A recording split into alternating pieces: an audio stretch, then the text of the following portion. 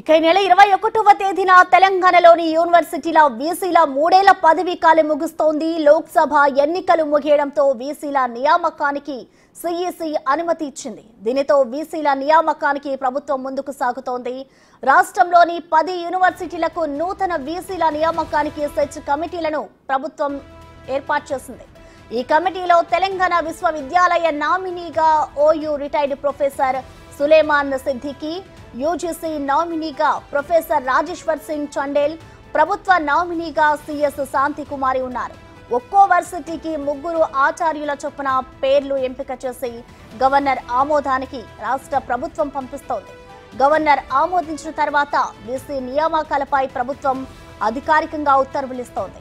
ఈ నెలాఖరులోప నూతన వీసీల ఎంపిక ప్రక్రియ పూర్తి చేసి నియామక ఉత్తర్వులు జారీ చేయనున్నట్లు ప్రభుత్వ వర్గాలు తెలుపుతున్నాయి.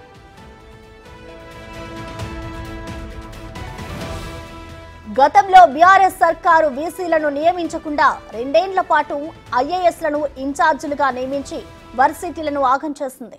కాంగ్రెస్ ప్రభుత్వం దానికి భిన్నంగా వీసీ పోస్టులు ఖాళీ అయిన వెంటనే భర్తీకి చర్యలు చేపట్టింది. మరోవైపు వీసీ పోస్టులను ఎలాగైనా దక్కించుకునేందుకు ఆశావాహులు పోటీ పడుతున్నారు. మంత్రులు, ఎమ్మెల్యేలు, ఇతర నేతలను సీనియర్ ప్రొఫెసర్లు కలుస్తూ పైరవీలకు తెరలేపారు. జేఎన్టీయూ, ఓయూ, కేయూ వర్సిటీలకు ఫుల్ డిమాండ్ నెలకొంది.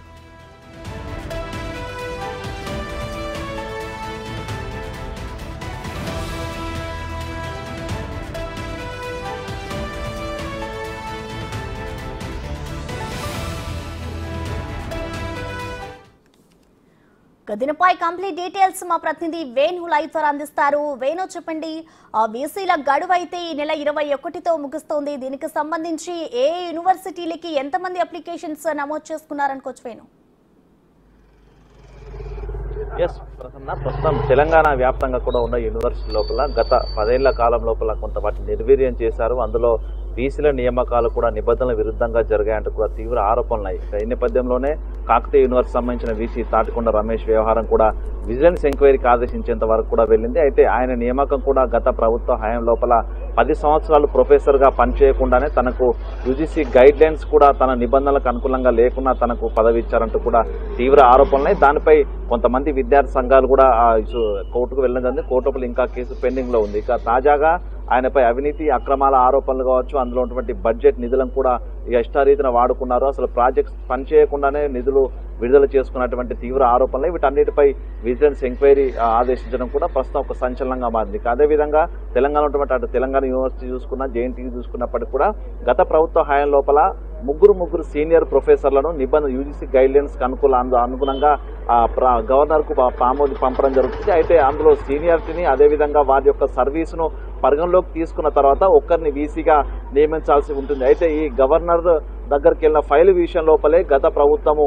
ఒత్తిడి తీసుకొచ్చింది. ఎందుకంటే వీసీల నియామకాల విషయం లోపల దాదాపు 2.5 సంవత్సరాల పాటు కూడా వేచి చూసి ఇన్ఛార్జీలను వేసినటువంటి గత ప్రభుత్వము నియామకాల విషయం లోపల గవర్నర్ తో కొంత వాగ్వాదం చోటు చేసుకుంది. ఈ నేపథ్యంలోనే గత ప్రభుత్వానికి గవర్నర్ కూడా కొంత గ్యాప్ పెరిగిన విషయం మనం చూసాము.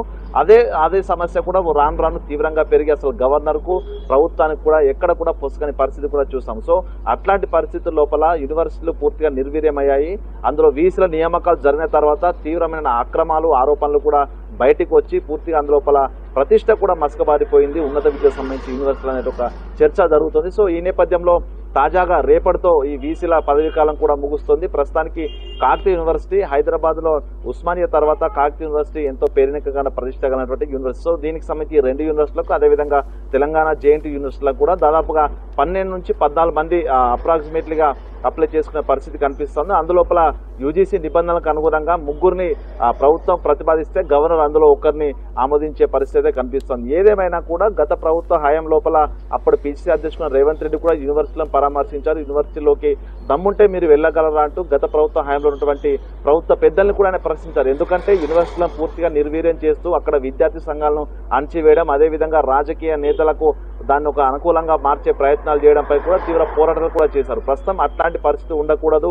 తెలంగాణ లోపల విద్యా వ్యవస్థ కుంటుపడిపోయింది, దాన్ని పూర్తిగా మెరుగుపరచాలి, మరొకసారి యూనివర్సిటీల ప్రతిష్టను ఇనుమడింపచేసే విధంగా ఉంటామంటూ పలుసార్లు ఆయన బహిరంగ సభల్లో కూడా మాటిచ్చారు. సో అదేవిధంగా ఈసారి వీసీల నియామకం లోపల పూర్తి స్థాయి యూజీసీ నిబంధనలకు అనుగుణంగా అదేవిధంగా కమిట్మెంట్ తో పనిచేసేటువంటి వీసీలను నియమిస్తామంటూ కూడా ప్రభుత్వం ముందుకెళ్తుంది. అందులో భాగంగానే అటు కేయూవీసీపై విజిలెన్స్ విచారణ కావచ్చు, ఇతర యూనివర్సిటీ లోపల అవకతవకలకు కూడా పూర్తిగా ఇంటెలిజెన్స్ రిపోర్ట్ కూడా ప్రభుత్వం తీసుకోబోతుంది. సో ఈ నేపథ్యం లోపల ఈసారి అప్లై చేసుకున్నటువంటి వ్యక్తులు ఎవరైతే వీసీ పదవి కోసం అప్లై చేసుకుంటారో వారు కూడా గతం లోపల ఎటువంటి అవినీతి మరకలు లేకుండా ఉండేటువంటి ఒక ఇష్యూతోనే ప్రభుత్వం అయితే చూస్తూ ఉంది. మొత్తానికి చూడాలి, దాదాపు 150 నుంచి 200 మంది పైగా తెలంగాణలో యూనివర్సిటీల కోసం అయితే వీసీ పదవి కోసం అప్లై చేసుకునే అవకాశం కనిపిస్తూ ఉంది. ఇక రేపు పదవీ విరమణ వీళ్ళందరికీ సంబంధించి పదవీ విరమణ కూడా పూర్తవుతుంది, 3 ఏళ్ల పదవి కాలం ముగుస్తుంది. సో దాని తర్వాత ప్రభుత్వం కూడా కొన్ని క్లిష్టమైనటువంటి వారికి సంబంధించిన ఇన్స్ట్రక్షన్ కూడా ఇవ్వబోతుంది. దానికి సంబంధించి ఈ యొక్క ఎంక్వైరీ కావచ్చు, ప్రస్తుతం జరుగుతున్నటువంటి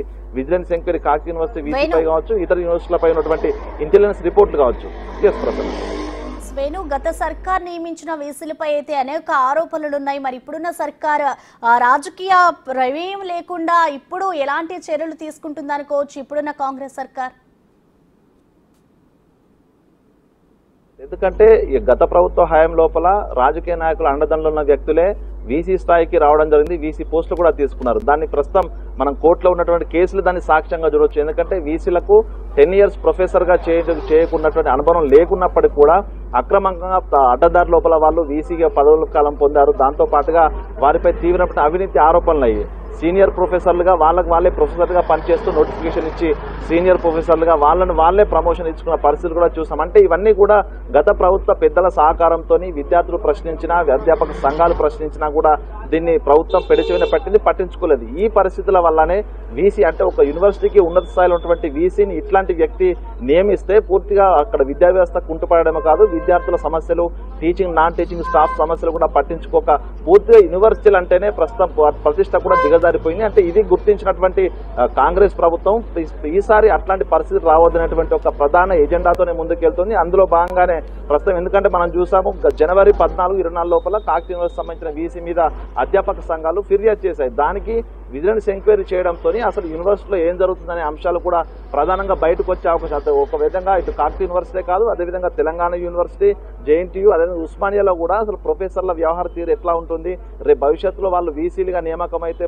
యూనివర్సిటీ ప్రతిష్ట ఉంటుందా, అసలు ఏ విధంగా వాళ్ళ కమిట్మెంట్ ఏ విధంగా ఉంది దానిపై కూడా ప్రస్తుతం ప్రభుత్వం ఇంటెలిజెన్స్ రిపోర్ట్ కూడా తీసుకుంటుంది. అంటే యూనివర్సిటీ వీసీల నియామకంలో మాత్రం పూర్తిగా ఒక ఖచ్చితమైనటువంటి నిర్ణయాన్ని తీసుకోవాలనేటువంటి ప్రభుత్వం ఆలోచిస్తున్నట్టు తెలుస్తుంది. అందులో భాగంగానే నిన్న విజిలెన్స్ ఎంక్వైరీకి ఆదేశించడం కావచ్చు, వీసా నియామకం కోసము కట్టుదిట్టమైనటువంటి యూజీసీ రూల్స్ ఫాలో కావాలంటూ కూడా అటు ఉన్న విద్యాశాఖ కూడా చెప్పిన పరిస్థితి కనిపిస్తుంది. మొత్తానికి యూనివర్సిటీలను గతం లోపల ఉన్నటువంటి ప్రతిష్టను, అదే విధంగా విద్యాలయాల లోపల అన్ని వస్తువులను ఏర్పరిచే విధంగా అయితే రేవంత్ సర్కార్ అయితే మూవ్ అయితే కాబోతుంది. మొత్తం చూడాలి, అప్లై చేసుకున్న తర్వాత కూడా ఈ యొక్క ఎంక్వైరీ లోపల వారిపై ఏదైనా అవినీతి అక్రమాలు చేస్తే వాళ్ళని కూడా అందులో సస్పెండ్ చేసే అవకాశం కూడా ఉంది. Prasanna, thank you Venu.